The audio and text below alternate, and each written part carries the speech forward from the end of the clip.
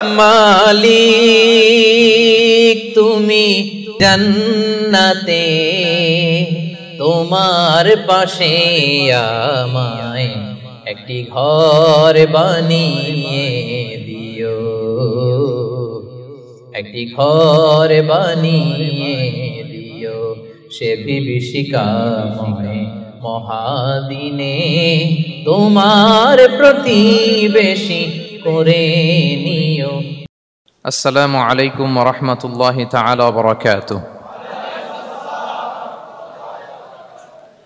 নাহমাদুহু ওয়া নুসাল্লি আলা রাসূলিহিল কারীম, আম্মা বা'দু, ফাআউযু বিল্লাহি মিনাশ শাইতানির রাজীম। বিসমিল্লাহির রাহমানির রাহিম। ওয়া ইযা সাআলাকা ইবাদি আন্নী ফাইন্নী করিব উজিবু দা'ওয়াতাদ দাঈ ইযা দাআন ফালইস্তাজিবু লি ওয়া লিয়ুমিনু বি লাআল্লাহুম ইয়ারশুদুন। সাদাকাল্লাহুল আযীম। রব্বি ইশরাহ লি সাদরি ওয়া ইয়াসসির লি আমরি ওয়াহলুল উকদাতাম মিন লিসানি ইয়াফকাহু কওলি। আল্লাহ তাআলার শুকরিয়া জ্ঞাপনের পাশাপাশি আমি অন্তরের অন্তঃস্থল থেকে ধন্যবাদ জানাতে চাই বিজনেস কমিউনিটি পাসার বেসার ক্লাংকে এরকম চমৎকার একটি গোছালো পরিবেশে একটি প্রোগ্রাম উপহার দেওয়ার জন্য। সম্মানিত সুধী, যে টপিকটিকে সামনে রেখে আমি কিছু কথা আপনাদের সামনে উপস্থাপন করব, সেই টপিকটি হচ্ছে আমরা কি করে আল্লাহ তাআলার প্রিয় ভাজন হতে পারি, আমরা কিভাবে আল্লাহ তাআলার নৈকট্য হাসিল করতে পারি, ইবাদতের মধ্য দিয়ে কিভাবে আমরা আল্লাহর আরো প্রিয় হয়ে উঠতে পারি, এই টপিকটা নিয়ে আমরা কিছু কথা শুনবো ইনশাআল্লাহ। তার আগে আপনারা বলুন যে আমরা সবাই আল্লাহ তাআলার প্রিয় হতে চাই কি চাই না? সবাই আল্লাহর প্রিয় হতে চান? সবাই আল্লাহ তাআলার নৈকট্যপ্রাপ্ত বান্দা হতে চান? আলহামদুলিল্লাহ, আমরা সবাই একমত যে আমরা আল্লাহ তাআলার প্রিয় হতে চাই, আমরা আল্লাহর আরো কাছে যেতে চাই। আমাদের বাংলাদেশে তো ক্লোজ আপ ওয়ান আমাদেরকে কাছে আসার গল্প শোনায়, কি বলেন? বিবাহ বহির্ভূত একটা ছেলে মেয়ে কিভাবে একে অপরের কাছে আসতে পারে, এই হারাম রিলেশনের গল্প শোনায়। কিন্তু কোরআন আমাদেরকে কি করে আমরা আল্লাহর কাছে যেতে পারবো ওই গল্প শোনাবে। আলহামদুলিল্লাহ পড়েন। তো আমরা সবাই একমত হলাম যে আমরা আল্লাহর কাছে যেতে চাই, কিন্তু কাছে যাব কি করে? তাকে তো আমরা দেখি না। আল্লাহকে দেখা যায়? দেখেছেন কেউ কখনো? আওয়াজ করে বলেন, আল্লাহকে দেখেছেন কেউ? তো যাকে দেখি না তাকে কাছে যাব কি করে? একজনকে চিনি, চিনলেই না তার কাছে যাওয়া যায়, কি বলেন? আল্লাহকে দেখা যায় না। আল্লাহ বলেন লা তুদরিকুহুল আবসারু ওয়া হুয়া ইউদরিকুল আবসারা ওয়া হুয়াল লতীফুল খবীর। পৃথিবীর কোনো চোখ আমাকে দেখে না, কিন্তু আমি সব চোখগুলোকে দেখি। তিনি দৃষ্টির আয়ত্তে নন, দৃষ্টি তার আয়ত্তে। তিনি দৃষ্টির আয়ত্তে নন, বরং দৃষ্টিগুলো তার আয়ত্তে। তাকে দেখা যায় না, কিন্তু আল্লাহ তাআলাকে দেখা না গেলেও তাকে অনুভব করা যায় কি যায় না? আল্লাহ তাআলা বলেন তোমার অনুভূতি দিয়ে তুমি বুঝবে যে আমি তোমার বড্ড কাছে। যে আয়াত দিয়ে আমি শুরু করেছি, আল্লাহ তাআলা বলছেন ওয়া ইযা সাআলাকা ইবাদি আন্নী ফাইন্নী করিব। নবী হে, আপনার উম্মতেরা যখন, আমার বান্দারা যখন আমার ব্যাপারে জিজ্ঞেস করে, আপনি বলুন ফাইন্নী করিব, আমি খুব কাছে। আল্লাহ কি দূরে না কাছে? সবাই বলুন, দূরে না কাছে? আল্লাহ বললেন আমার বান্দারা যখন জিজ্ঞেস করে আমার ব্যাপারে, আপনি বলুন আমি ফাইন্নী করিব, আমি কাছে। উজিবু দাওয়াতাদ দাঈ ইযা দাআন, কেউ যখন আমার কাছে দোয়া করে চায়, আমি তার ডাকে সাড়া দেই। তাহলে এই আয়াত থেকে বুঝলাম আল্লাহ তাআলা কাছে। এখানে তো আল্লাহ কেবল কাছে বলেছেন, আরেকটা আয়াতে আল্লাহ বলেছেন আমি সবচাইতে কাছে, আমার চাইতে কাছে তোমার কেউ হতে পারে না। ওয়া নাহনু আকরাবু ইলাইহি মিন হাবিলিল ওয়ারিদ। আমাদের এখানে গ্রীবাস্থ একটা ধমনী আছে, এই ধমনীটা কেটে দিলে মানুষ মরে যায়। আল্লাহ বলে তোমার এই ধমনীর সাহারক তোমার যত কাছে, আমি আল্লাহ তোমার তার চাইতেও বেশি কাছে। হাবলুল ওয়ারিদের তাফসিরে বেশিরভাগ এসেছে এখানকার সাহারক। কেউ কেউ বলেছেন হাবলুল ওয়ারিদ মানে আমাদের স্পাইনাল কর্ড, মানে আমাদের শির দ্বারা। এটার চেয়ে কাছে আর আমাদের কিছু হতে পারে না। আল্লাহ বলে তোমার শির দ্বারা তোমার যত কাছে, আমি আল্লাহ তোমার তার চাইতেও বেশি কাছে। তাহলে বুঝতে পারলাম যদিও আল্লাহ তাআলাকে দেখা যায় না, কিন্তু তাকে অনুভব করা যায়। আর তিনি বলেছেন তিনি কাছে, ডাকলেই তিনি ডাকে সাড়া দেন, আমরা চাইলেই তার কাছে যেতে পারি। তো আমরা কিভাবে আল্লাহর কাছে যাব, নৈকট্যপ্রাপ্ত বান্দা হব, এটা নিয়ে আমরা কিছু আলোকপাত করবো ইনশাআল্লাহ। আল্লাহ তাআলা পবিত্র কালামুল্লাহ মাজিদে আমাদেরকে জানিয়ে দিয়েছেন কিভাবে আমরা তার আরো কাছে যেতে পারি। এই ফর্মুলাটা কি? এই ইনস্ট্রাকশনটা, এই গাইডেন্সটা আল্লাহ তাআলা আমাদেরকে জানিয়ে দিয়েছেন।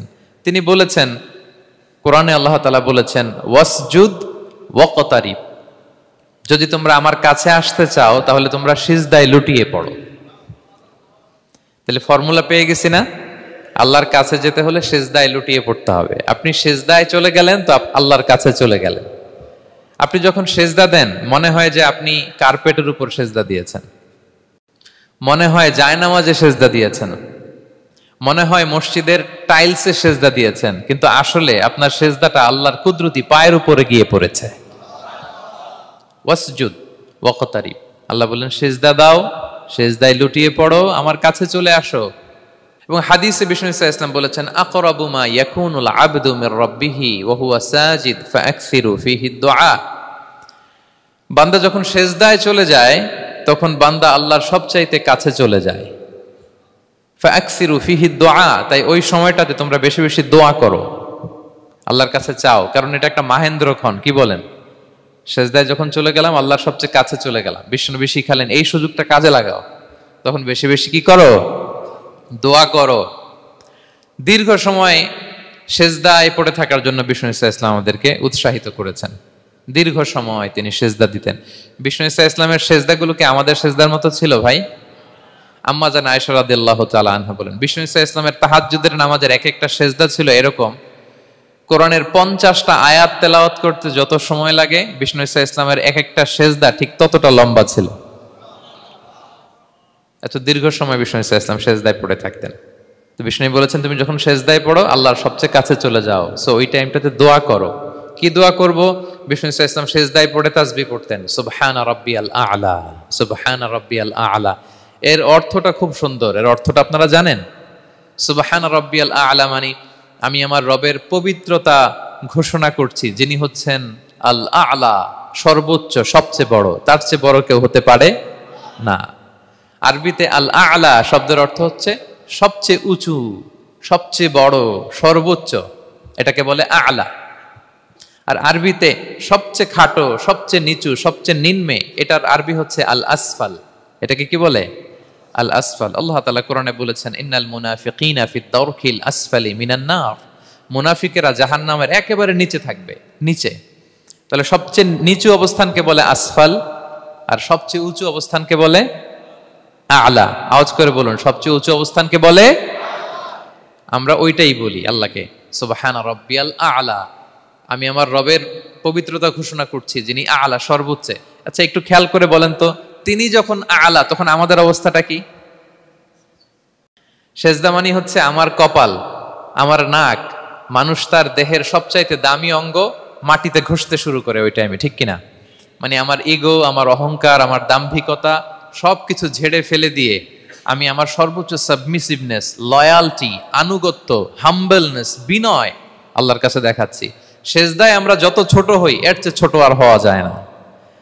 সেজদায় আমরা যতটা বিনয়ী হই একটা মানুষ এর চেয়ে বিনয়ী আর হতে পারে না। এই তো নামাজ শুরু করলাম, আল্লাহু আকবার, এরপর রুকুতে জাস্ট বো ডাউন আর হেড, মাথা একটু ঝুঁকালাম, আর সেজদায় একেবারে মাথাটারে কি করলাম? মাটিতে মিলিয়ে দিলাম। তার মানে আমি চলে গেলাম আসফালে। আসফাল মানে সবচেয়ে নিচে, আমি চলে গেলাম সবচেয়ে, আর সবচেয়ে নিচে যে আমি ঘোষণা দিলাম সুবহানা রাব্বিয়াল, মানে হে রব, আপনার প্রশংসা, আপনার পবিত্রতা, আপনি আ'লা। আল্লাহ, আমি আর নিজেকে এর চেয়ে তুচ্ছ করতে জানি না, এর চেয়ে ছোট আর করতে পারি না, আমি আমার নিজেকে উজাড় করে দিলাম, সবচেয়ে ছোট, তুচ্ছ, নগণ্য করে আপনার সামনে উপস্থাপন করে আমি ঘোষণা দিচ্ছি সুবহানা রাব্বিয়াল আ'লা। পবিত্রতা সেই রবের যিনি আ'লা, সর্বোচ্চ। সুবহানাল্লাহ পড়েন।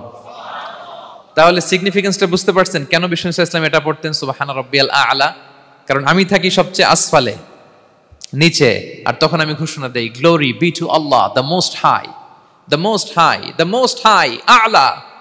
আল্লাহ, আমি একেবারে নিচে, কিন্তু তুমি হচ্ছে আ'লা।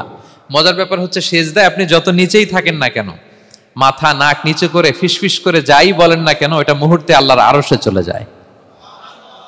আপনি নিচু হবেন কিন্তু কথা চলে যাবে আল্লাহর আরশে। এজন্য বিষ্ণু ইসলাম বলতেন, মান তাওয়াদা তারাফা, যে নিচু হয় আল্লাহ তারে টেনে উপরে উঠায়। আপনি সেজদা দাও মানে কি? নিচু হওয়া, ছোট হওয়া। তো বিষ্ণু ইসলাম বলেছেন, বেশি বেশি সেজদা দাও, তাহলে আপনার মর্যাদা সম্মান বাড়াই দিবে কে? সম্মানিত ভাইয়েরা, আমরা শুধু সেজদায় যে সুবহান রাব্বিয়াল আলা এটাই পড়ি, 3 বার শুধু এটাই পড়ি, কিন্তু বিষ্ণু সাল্লাল্লাহু আলাইহি ওয়াসাল্লাম সেজদায় যে আরো অনেক দোয়া পড়তেন, সেগুলো কি পড়েন আপনারা? বিষ্ণু সাল্লাল্লাহু আলাইহি ওয়াসাল্লাম সুবহান রাব্বিয়াল আলা এর পাশাপাশি তিনি সিজদায় যেয়ে পড়তেন সুবহানাকা আল্লাহুম্মা রাব্বানা ওয়া বিহামদিকা আল্লাহুম্মা গফিরলি। এটা জানি না আমরা অনেকে। সুবহানাকা আল্লাহুম্মা রাব্বানা ওয়া বিহামদিকা আল্লাহুম্মা গফিরলি এর অর্থ হচ্ছে, হে আমার রব, আপনার পবিত্রতা ঘোষণা করছি, আপনার প্রশংসা আমরা করছি, আল্লাহ আপনি আমাকে ক্ষমা করে দেন, আল্লাহুম্মা গফিরলি। এই দোয়াটা বিষ্ণু সাল্লাল্লাহু আলাইহি ওয়াসাল্লাম পড়তেন। এছাড়াও বিষ্ণুই পড়তেন সুবুহুন কুদ্দুসুন রব্বুল মালাইকাতি ওয়ার রূহ, সকল ফেরেশতাদের অধিপতি রব, সবচেয়ে বড় ফেরেশতা যার 600 পাখা, জিবরাইলের রব, সেই রবের প্রশংসা আমি করছি। তিনি সুবুহ, তিনি কুদ্দুস, তিনি মহাপবিত্র, the most pure, the most high. এভাবে বিষ্ণু সাল্লাল্লাহু আলাইহি ওয়াসাল্লাম আল্লাহর প্রশংসা করতেন। তিনি আরো পড়তেন আল্লাহুম্মা গফিরলি যুনুবি কুল্লাহ দিক্কাহু ওয়া জুল্লাহ আউওয়ালাহু ওয়া আখিরাহ আলানিয়াতাহু ওয়া সিররা। আল্লাহ আপনি আমার গুনাহ মাফ করেন, ছোট গুনাহ, বড় গুনাহ, প্রকাশ্য গুনাহ, গোপন গুনাহ, ইচ্ছায় করেছে যে গুনাহ, অনিচ্ছায় করেছে যে গুনাহ, আল্লাহ সব গুনাহ আপনি মাফ করে দেন। সিজদায় লুটিয়ে পড়ে বিষ্ণু সাল্লাল্লাহু আলাইহি ওয়াসাল্লাম এই দোয়াগুলো পড়তেন। তো এখন থেকে সিজদায় এই দোয়াগুলো, লম্বা চূড়া দোয়া আপনারা করবেন তো? বান্দা যখন সিজদায় লুটিয়ে পড়ে আল্লাহর সবচেয়ে কাছে চলে যায়, এবং তোমরা বেশি বেশি দোয়া করো। আল্লাহ রাসূল সাল্লাল্লাহু আলাইহি ওয়াসাল্লামের একজন সাহাবী, সহিহ মুসলিমে এসেছে, সাহাবীর নাম হচ্ছে রাবিআ। কি নাম? ওনার নাম হচ্ছে রাবিআ ইবনু কাব আল আসলামি রাদিয়াল্লাহু তাআলা আনহু। উনি বলেন কুনতু আবিতু ইনদা রাসূলিল্লাহ, একবার আমি রাত্রিবেলা রাসূল সাল্লাল্লাহু আলাইহি ওয়াসাল্লামের সাথে ছিলাম, কোনো এক কারণে রাসূলের সাথে রাত কাটিয়েছি। তো রাসূল সাল্লাল্লাহু আলাইহি ওয়াসাল্লাম যেহেতু তাহাজ্জুদের সালাত পড়েন, তো তিনি বলেন আমি মাঝরাতে উঠে একটা গামলা দিয়ে, পাত্র দিয়ে অজুর পানি নিয়ে আসছি বিশ্বনবীর জন্য, এনে দিলাম। বিশ্বনবী এত খুশি হলেন, আমাকে বললেন সাল, হে কাব তোমার কি লাগবে চাও। উনি বললেন আসআলুকা মুরাফাকাতাকা ফিল জান্নাহ। উনি বললেন ইয়া রাসূলুল্লাহ, আপনি যদি কিছু চাইতেই বলেন তাহলে আমি জান্নাতে আপনার সাথে থাকতে চাই। দেখেন কিভাবে ওনারা সুযোগ কাজে লাগাতেন। অজুর পানি নিয়ে আসছে, বিষ্ণুবী খুশি হয়ে গেলেন, বলেন তুমি কি চাও? বলে আসআলুকা মুরাফাকাতাকা ফিল জান্নাহ, বড়টাই চাইছে, ছোটখাটো জিনিস চাই নাই। নবী হে আমি জান্নাতে আপনার সাথী হতে চাই। বিষ্ণু বললেন আওয়া গায়রা যালিক, আর কিছু চাও, অন্য কিছু লাগবে? বলতেছে না, উরিদু যাক, শুধু এইটাই চাই। তখন বিষ্ণু সাল্লাল্লাহু আলাইহি ওয়াসাল্লাম বললেন আইন্নি আলা নাফসিকা বিকাসরাতি সুজুদ, এই মর্তবা যদি তুমি চাও তাহলে বেশি বেশি সিজদায় লুটিয়ে থাকো। আলাইকা বিকাসরাতি সুজুদ, বেশি বেশি সিজদা দিও। যদি সিজদায় পড়ে থাকতে পারো তাহলে জান্নাতে আমার সাথী হতে পারবা। আল্লাহু আকবার। তাহলে সম্মানিত ভাইয়েরা, সেজদা দেওয়ার মধ্য দিয়ে আমরা আল্লাহর কাছে যেতে পারি। ক্লোজ আপ ওয়ান তো আমাদেরকে হারাম কাছে আসার গল্প শোনায়, কোরআন আমাদেরকে আল্লাহ তাআলার কাছে কি করে আমরা যেতে পারি এই গল্প শোনাচ্ছে। কোরআন বলে ওয়াসজুদ ওয়াকতারিব, সেজদায় লুটিয়ে পড়ো, আমি আল্লাহর কাছে আসো। তাহলে বেশি বেশি সেজদা দেওয়ার মধ্য দিয়ে আমরা আল্লাহ তাআলার প্রিয় ভাজন হতে পারি, আমরা তার কাছে যেতে পারি। এবং কিয়ামতের দিন আল্লাহ তাআলা আমাদের সবাইকে সেজদা দিতে বলবেন। সেদিন অযুত লক্ষ নিযুত কোটি কোটি মানুষ, তাদের সামনে আল্লাহ বলবেন আমাকে সেজদা দিয়ে দেখাও। আমরা দুনিয়াতে যারা আল্লাহকে প্রাণ ভরে সেজদা দিয়েছি, আমরা সেদিন আল্লাহু আকবার বলে সেজদায় লুটিয়ে পড়ব। কিন্তু যারা সেজদা দেয় নাই, অথবা যারা লোক দেখানো সেজদা দিয়েছে, তারা সেজদা তো দূরের কথা, ওদের পিঠটাই বাঁকা করতে পারবে না। আল্লাহ বলেন ইয়াউমা ইউকশাফু আন সাকিন ওয়া ইউদআউনা ইলা সুজুদি ফালা ইস্তাতিউন, সেদিন আল্লাহ তাআলা তার পায়ের গোছা উন্মুক্ত করবেন। অনেকে বলে হুজুর আল্লাহরও পা আছে?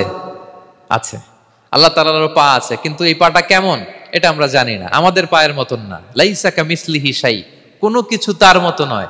তো তিনি কার মতো? উত্তর হচ্ছে তিনি তার মতো। সুবহানাল্লাহ পড়বেন না? লাইসা কামিসলিহি শাই, তার মতো কিছু নাই। তো তিনি কার মতো? তিনি তার মতো। ওয়ালাম ইয়াকুল্লাহু কুফুয়ান আহাদ, তার মতো, তার সমকক্ষ কোনো কিছু নাই, তিনি তার মতো। সেদিন আল্লাহ তাআলা তার পবিত্র পায়ের গোছা, পায়ের নলা উন্মুক্ত করবেন এবং আদেশ করবেন সেজদা দাও। আমরা সবাই আল্লাহু আকবার বলে সেজদায় লুটিয়ে পড়ব। কিন্তু যারা দুনিয়ায় সেজদা দেয় নাই, লোক দেখানো সেজদা দিয়েছে, ফালা ইস্তাতিউন, আল্লাহ তাআলা তাদের পিঠটা লোহার মতো, রডের মতো শক্ত করে দিবেন। সেজদা দেওয়া তো দূর কি বাত, ওরা পিঠটাই বাঁকা করতে পারবে না। আমরা দুনিয়াতে যেমনি আল্লাহ তাআলাকে সেজদা দিয়েছি, সেদিনও যেন আল্লাহ তাআলাকে এভাবে সেজদা দিতে পারি। আল্লাহ তুমি তৌফিক দাও। আল্লাহুম্মা জাআলনা মিনহুম। আওয়াজ করে পড়ুন আমিন। তাহলে সম্মানিত সুধী, আমরা যদি আল্লাহর প্রিয় হতে চাই, তার নৈকট্যপ্রাপ্ত বান্দা হতে চাই, প্রথম ফর্মুলা কি বলেন আপনারা? সাজদা। আওয়াজ করে বলুন, প্রথম ফর্মুলা কি? বেশি বেশি আল্লাহর সেজদা দিতে হবে, সেজদায় দীর্ঘক্ষণ পড়ে থাকতে হবে এবং সেজদায় দোয়াগুলো করতে হবে, মনের আকুতি মিনতি জ্বালা যন্ত্রণা এগুলো আল্লাহর কাছে উপস্থাপন করতে হবে। পারা যাবে তো ইনশাআল্লাহ? এই তো গেল কোরআনিক ফর্মুলা। কোরআন আমাদেরকে জানিয়েছে যদি আল্লাহর কাছে যেতে চাও সেজদা দাও। এবার আমরা একটু হাদিসের দিকে চোখ বুলাই যে হাদিস কি বলে। হাদিসে কুদসিতে এসেছে, আল্লাহ রাব্বুল ইজ্জা ওয়াল জালাল বলেন, ওমা ইয়াজালু আবদি ইয়াতাকাররাবু ইলাইয়া বিন-নওয়াফিল। আমার বান্দা যদি আমার কাছে আসতে চায় তাহলে সে যেন বেশি বেশি নফল ইবাদত করে। নফল ইবাদতের মধ্য দিয়ে সে আমার কাছে আসতে থাকে। যত বেশি নফল ইবাদত করবে আমার কাছে আসবে। হাত্তা উহিব্বাহু, এক পর্যায়ে এমন হবে যে আমি আল্লাহ তাকে ভালোবাসতে শুরু করে দিব। তার মর্তবা এত উপরে উঠে যাবে, কুনতু সামাআহুল্লাযী ইয়াসমাউ বিহা, তখন সে কান দিয়ে যখন শুনবে তার নিজ কানে শোনে না, সে আমি আল্লাহর কানে শোনে। হাত দিয়ে কিছু ধরলে সে আল্লাহর হাতে ধরে, চোখ দিয়ে দৃষ্টি করলে সে নিজ চোখে দেখে না, সে আল্লাহর চোখে দেখে। পড়েন সুবহানাল্লাহ।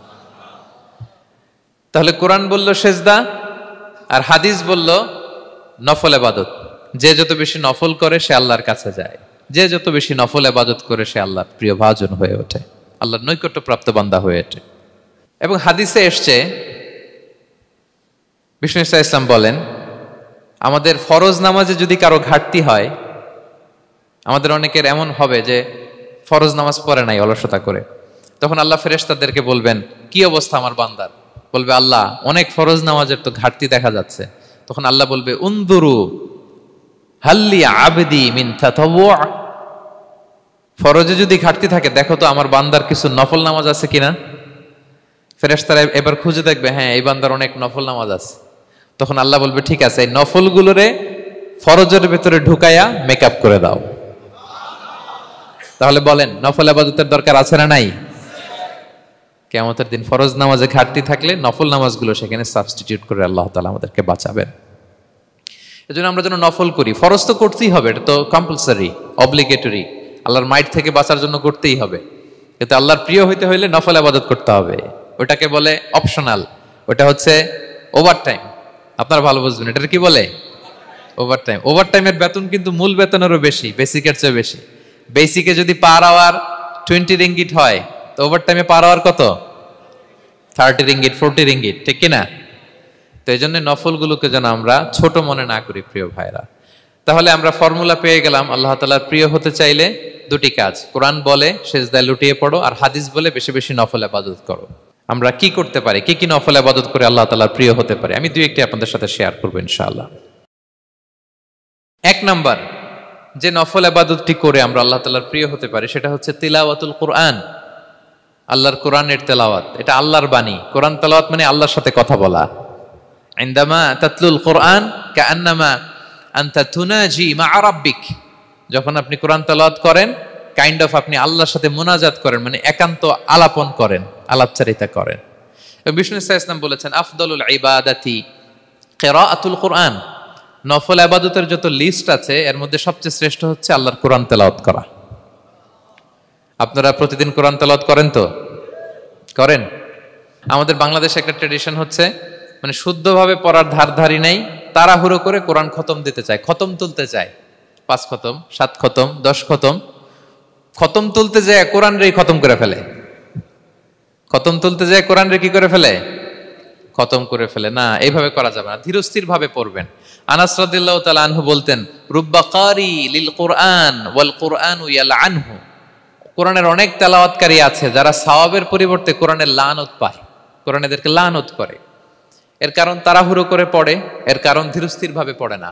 আল্লাহ তাআলা বলছেন ওয়ারাত্তিলিল কোরআনা তারতিলা, তোমরা তারতিলের সাথে কোরআন পড়ো, ধীরস্থির ভাবে, বিশুদ্ধ ভাবে, তাহসিনের সাথে, তাজবিদের সাথে পড়ো। তারতিল মানে কি? আনাস রাদিয়াল্লাহু তাআলা আনহু বলেন বিষ্ণু সাল্লাল্লাহু আলাইহি ওয়াসাল্লামের কিরাআতের ব্যাপারে যে রাসূলুল্লাহ সাল্লাল্লাহু আলাইহি ওয়াসাল্লাম ইয়ামুদ্দু বিহা সাওতাহু মাদ্দান, তিনি যখন কিরাআত পড়তেন টেনে টেনে পড়তেন, তাড়াহুড়ো করে পড়তেন না। কিভাবে পড়তেন? টেনে টেনে পড়তেন। আম্মা জান উম্মে সালামা রাদিয়াল্লাহু তাআলা আনহা বলেন, কানা ইউকাত্তিউ কিরাআতাহু আয়াতান আয়াতান, প্রতি আয়াত পড়ে থামতেন, তাড়াহুড়ো করতেন না। তাহলে বিশ্বনবী টেনে টেনে কোরআন পড়তেন, প্রতি আয়াত শেষে থামতেন, ধীরস্থির ভাবে। তাড়াহুড়ো করা যাবে, প্রতিটা আয়াত শেষে থামতে হবে। আলহামদুলিল্লাহি রাব্বিল আলামিন আর রহমানির রহিম মালিকি ইয়াউমিদ্দিন ইয়্যাকা না'বুদু ওয়া ইয়্যাকা নাস্তাঈন। টেনে টেনে বললাম, প্রতিটা আয়াত শেষেই থামলাম, ঠিক কিনা? ঠিক এভাবে বিষ্ণু ইসা ইসলাম তেলাওয়াত করতেন। এবং তিনি বলতেন, জাইয়িনুল কুরআন বিআসওয়াতিকুম, তোমরা সুন্দর কণ্ঠে, সুললিত কণ্ঠে সুর করে কোরআন পড়ো, সুন্দর করে পড়ো। অনেকে বলে, হুজুর আমার গলায় তো কোনো সুর নাই, আমি কি করব? প্রত্যেকের গলায় কিছু না কিছু সুর আছে। বাথরুমের ভিতরে ঢুকলে বোঝা যায়, যখন কাপড় কাচতেছেন আর গান গাইতেছেন মনের অজান্তে, তখন সুর চলে আসে। কোরআন পড়ার সময় সুর বেরোয় না, না? যার যেরকম সুর ওইটাই আপনি সুন্দর করে পড়বেন। আরব শায়েখরা যেই কণ্ঠে কোরআন পড়তেন, ওই কণ্ঠে আপনি সুর করে তেলাওয়াত করবেন। এবং সহিহ বুখারীর বর্ণনা বিষ্ণু ইসলাম বলেছেন, লাইসা মিন্না মান লাম ইয়াতাগান্না বিল কোরআন, যে কোরআনকে গুনগুনিয়ে সুর করে পড়ে না সে আমার উম্মত নয়। এবার বলেন, কোরআনকে সুর করে ধীরস্থির ভাবে টেনে টেনে থেমে থেমে পড়ার দরকার আছে না নাই? এভাবে পড়বেন তো সবাই? তারতিলের সাথে কোরআন পড়তে হবে। বাসায়, গাড়িতে কোরআনের তেলাওয়াত ছেড়ে দিয়ে রাখবেন। ওয়া ইযা কুরিআল কুরআনু ফাসতামিউ লাহু ওয়া আনসিতু লাআল্লাকুম তুরহামুন, যখন কোরআনের তেলাওয়াত হয় চুপ থাকো, মনোযোগ দিয়ে শোনো, আল্লাহর রহমতের বারিধারা তোমার উপর নাজিল হতে থাকবে। বাসায় কোরআন ছেড়ে দিয়ে রাখবেন। বাসায় কি ছেড়ে দিয়ে রাখেন বলেন? হিন্দি গান, বাংলা গান, কি ছেড়ে দিয়ে রাখেন? লাউড স্পিকারে কোরআন ছেড়ে দিয়ে রাখবেন। গাড়ি চালাচ্ছেন, কোরআন ছেড়ে দিয়ে রাখবেন, রহমতের বারিধারা নাজিল হবে। আর তেলাওয়াত করার সময় তারতিলের সাথে, নাকি খতম উঠাইতে যায় কোরআনের খতম করে দিবেন? হ্যাঁ, না, ধীরস্থির ভাবে পড়তে হবে। তাড়াহুড়ো করে পড়লে আমরা শুনলাম আজকে কোরআন লানত দেয়। কি দেয় ভাই? এমনটা যেন না হয়। তাহলে নফল ইবাদতের লিস্টে আমরা প্রথমেই রাখবো কোরআন তেলাওয়াত। শাহরু রমাদান আল্লাযী উনজিলা ফীহিল কুরআন, এই মাসে কোরআন নাজিল হয়েছে। কোরআন নাজিলের মাসে আমরা যেন বেশি বেশি কোরআন তেলাওয়াত করি। প্রতিটা অক্ষরে 10টা নেকি। পৃথিবীর এমন কোন কিতাব নাই, এমন কি হাদিসের কিতাবও না, বিশ্বনবীর হাদিস পড়লেও এটা নাই, শুধু কোরআন, শুধু আল্লাহর বাণী, এক অক্ষরে 10 নেকি। বিষ্ণু ইসলাম বলেন সূরা বাকারার শুরুতে যে আলিফ লাম মিমের মধ্যে এই 3টা অক্ষর বললে যে 10টা নেকি হবে এমন না, বল আলিফু হারফুন ওয়া লামু হারফুন ওয়া মিমুন হারফুন।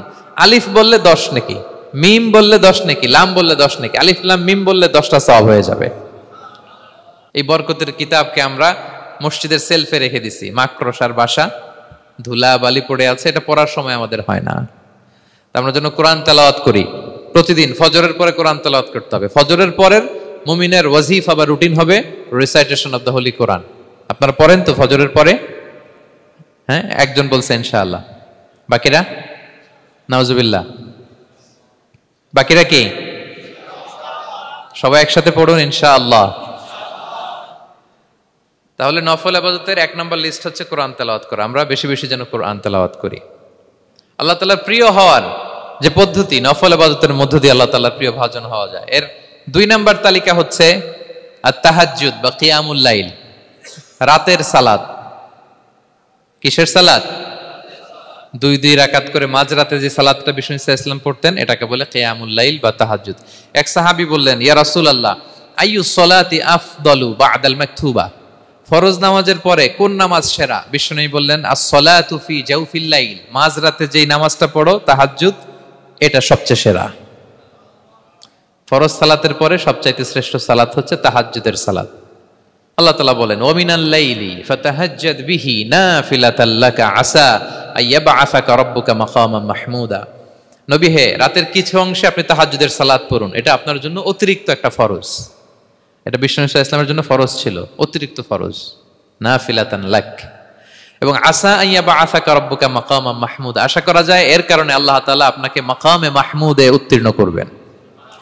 মাকামে মাহমুদ হচ্ছে এমন একটা স্পেশাল জায়গা, একটা মাকাম, যেই জায়গায় দাঁড়িয়ে বিষ্ণু ইসা ইসলাম আমাদের জন্য সুপারিশ করবেন। মাকামে মাহমুদে দাঁড়িয়ে বিষ্ণু ইসা ইসলাম আমাদের জন্য সুপারিশ করবেন। তাই আমরাও যারা তাহাজ্জুদের সালাত আদায় করবো, আমাদেরকে এরকম মাকামে মাহমুদ মানে সুউচ্চ মর্যাদার আসনে আল্লাহ তাআলা নিয়ে যাবেন।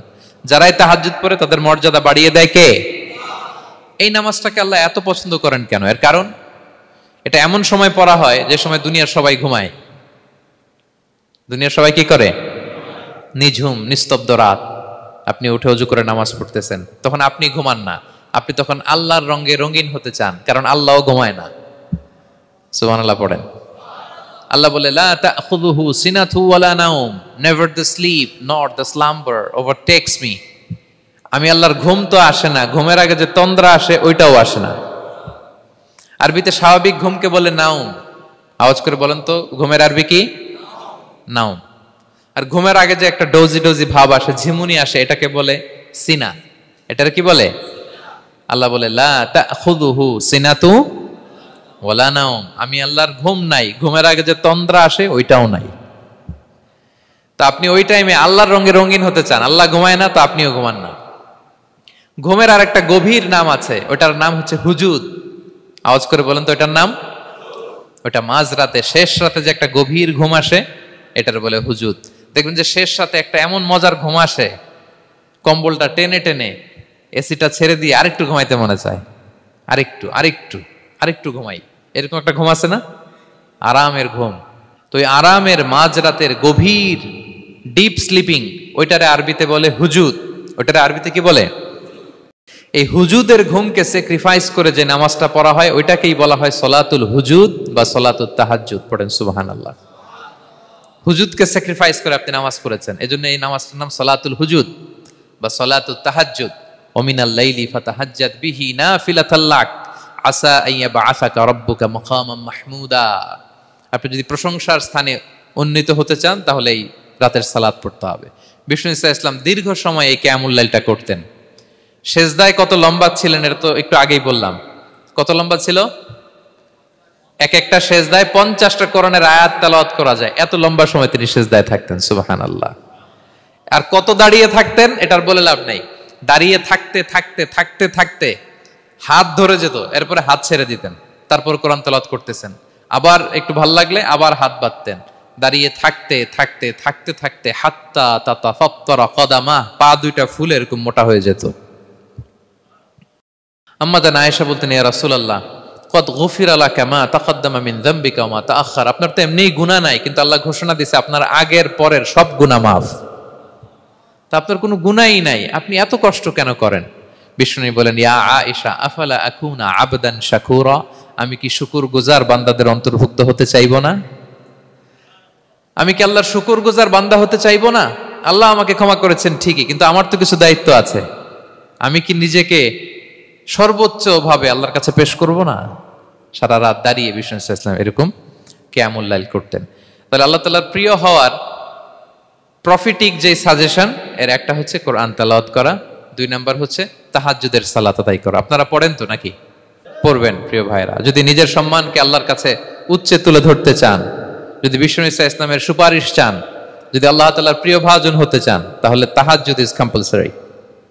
কি পারা যাবে তো? ইনশাআল্লাহ, ইনশাআল্লাহ বিইذنিল্লাহ। আল্লাহ তাআলার প্রিয় হওয়ার 3 নাম্বার মাধ্যম হচ্ছে বেশি বেশি আল্লাহ তাআলার কাছে চাওয়া, মানে আদ-দুআ, দোয়া করা। কি করা? বিষ্ণু ইসলাম বলেন, আদ-দুআউ মুখুল ইবাদা, দোয়া হচ্ছে ইবাদতের নির্যাস। দোয়া কি? ইবাদতের নির্যাস। এবং আল্লাহর কাছে চাইলে আল্লাহ খুশি হয়, না চাইলে আল্লাহ বেজার হয়। ইন্টারেস্টিং না ব্যাপারটা? আর দুনিয়াতে বারবার চাইলে খুশি হন আপনি?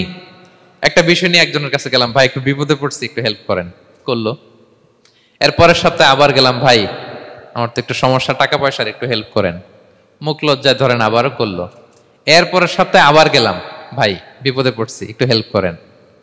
এবার কেমন লাগবে বলেন তো? আচ্ছা গেল। এরপরের সপ্তাহে আবার, এবার কি করবে? দৌড়ানি দিবে লাঠি লয়া। ঠিক কিনা বলেন? তুমি মামুর বাড়ির আবদার পাইছো না, প্রতি সপ্তাহে সপ্তাহে বিপদে পড়ছি। তার মানে এই দুনিয়ার হাইসিয়াত হচ্ছে বারবার কারো কাছে কোনো ইস্যু নিয়ে যাওয়া যায় না, বারবার কোনো ব্যাপার নিয়ে কারো কাছে চাওয়া যায় না। চাইলে সে রাগ করে, অখুশি হয়, কিন্তু আল্লাহর কাছে এটা বিপরীত। বিষ্ণু বলেন, ইন্নাহু মান লাম ইয়াসআলিল্লাহা ইয়াগদাব আলাই, যে আল্লাহর কাছে বারবার বারবার চায় না, আল্লাহ তার উপর রাগান্বিত হয়ে যায়। আর বারবার বারবার বারবার তার কাছে চাইলে আল্লাহ তাআলা তার প্রতি খুশি হয়ে যায়। এজন্য আল্লাহ তাআলার কাছে চাইতে হবে প্রিয় ভাইয়েরা, চাইতে হবে, বিনয়ের সাথে চাইতে হবে,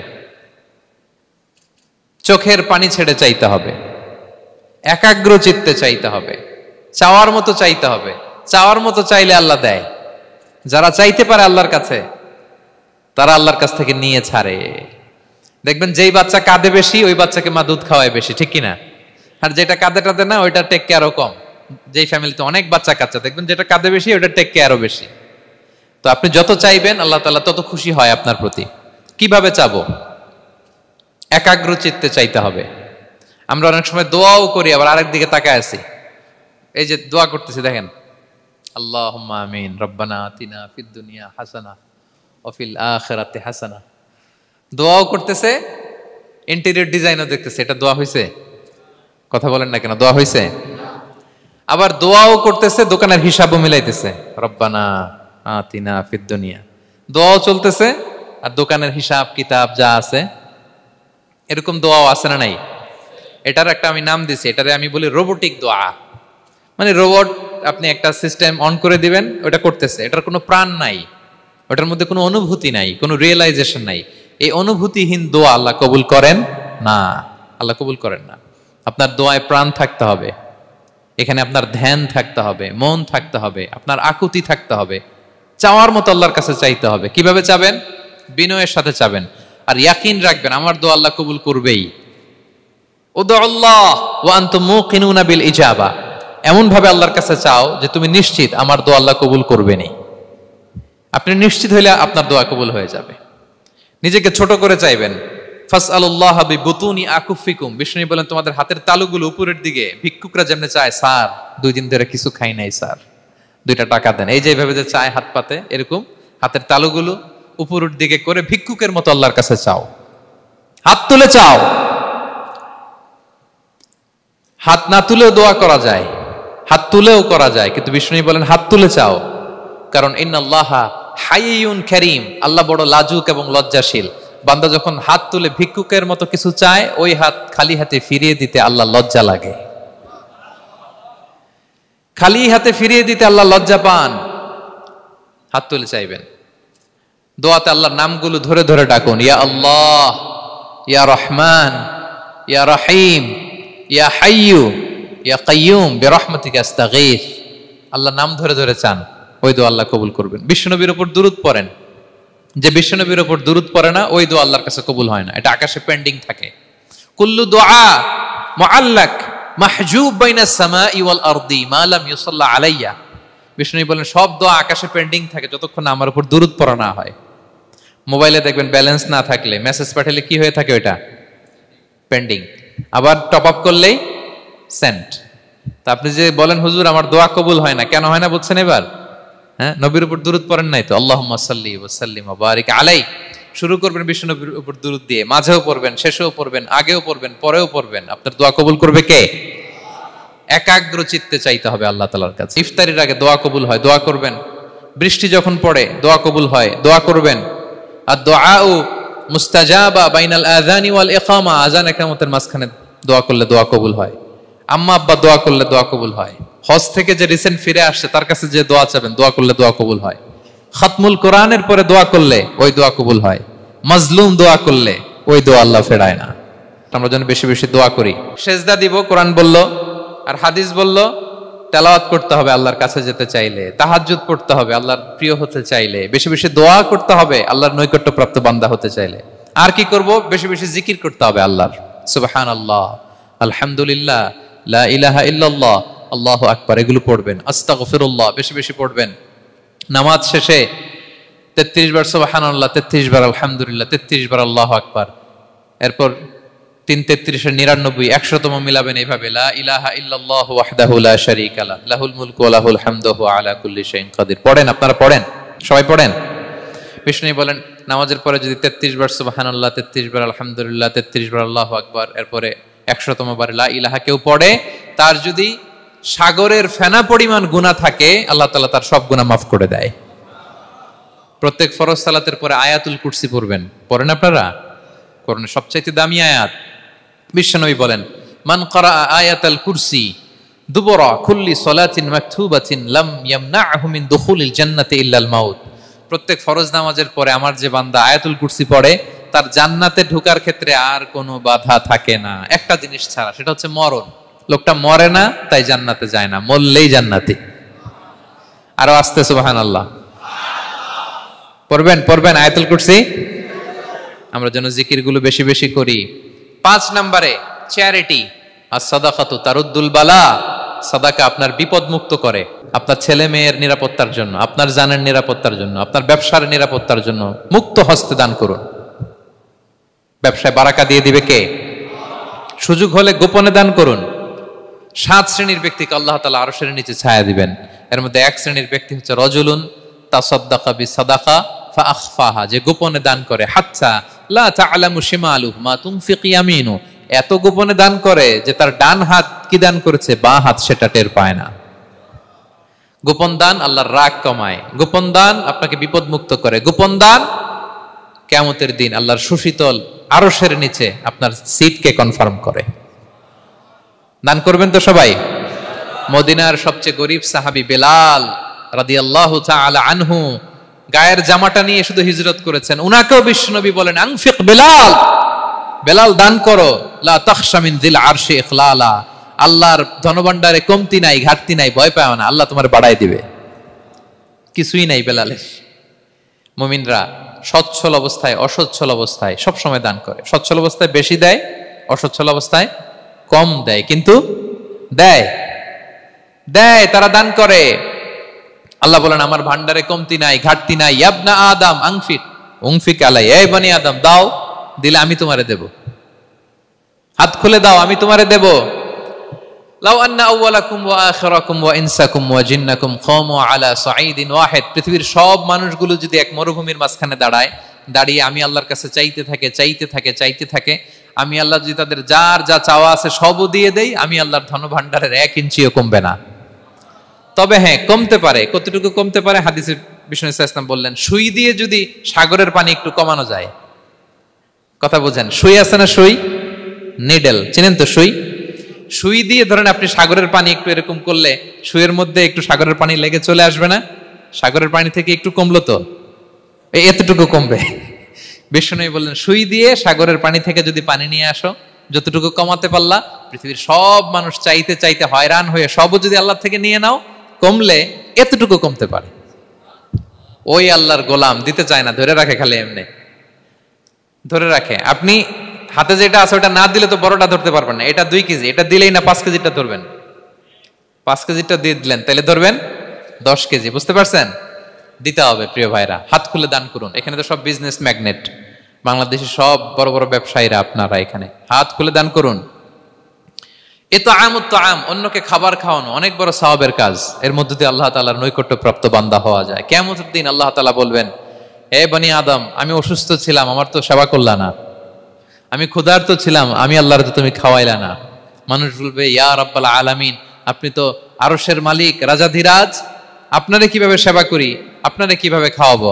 আল্লাহ বলেন, ওই যে গরিব, ভুখা, নাঙ্গা, অভুক্ত আমার বান্দা তোমার কাছে খাবার চেয়েছিল, তুমি খাবার দাও নাই। ওই দিন তারে খাবার যদি দিতা, তাহলে আমি আল্লাহকে খাওয়ানো হতো। তাকে জামা দিলে আমি আল্লাহকে জামা দেওয়া হতো। তার চিকিৎসার ব্যবস্থা করে দিলে আমি আল্লাহর সেবা করা হতো। সুবহানাল্লাহ। ইফতার শেয়ারিং অনেক বড় সওয়াবের কাজ।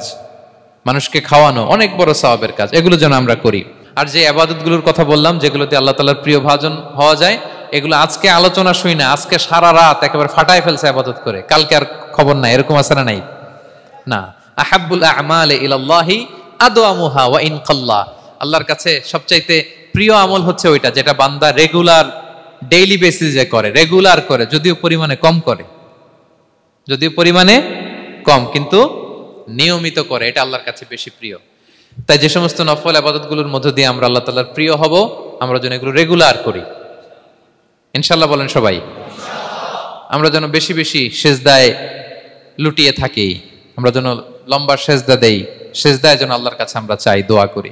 আমরা যেন বেশি বেশি আল্লাহর কোরআনকে তেলাওয়াত করি, আমরা যেন তাহাজ্জুদের সালাত পড়ি, আমরা যেন কায়মন বাক্যে চোখের পানি বিসর্জন দিয়ে আল্লাহর কাছে দোয়া করি, আমরা যেন জিকির দিয়ে আমাদের জিহ্বাটাকে আল্লাহর জিকিরে যেন সবসময় সিক্ত রাখি, আমরা যেন হাত খুলে দান করি, আমরা যেন ইফতার শেয়ার করি, আমরা যেন সাদাকা করি। তাহলে আমরা আল্লাহ তাআলার প্রিয় হতে পারবো। কাছে আসার যে গল্প কোরআন শুনিয়েছে, আল্লাহ তাআলার কাছে আমরা আসতে পারবো, তার নৈকট্যপ্রাপ্ত বান্দাদের অন্তর্ভুক্ত আমরা হতে পারবো। আল্লাহ তাআলা আমাদের সবাইকে তার প্রিয় ভাজন বান্দাদের তালিকায় অন্তর্ভুক্ত করে নেক। আমরা সবাই পড়ি আমিন।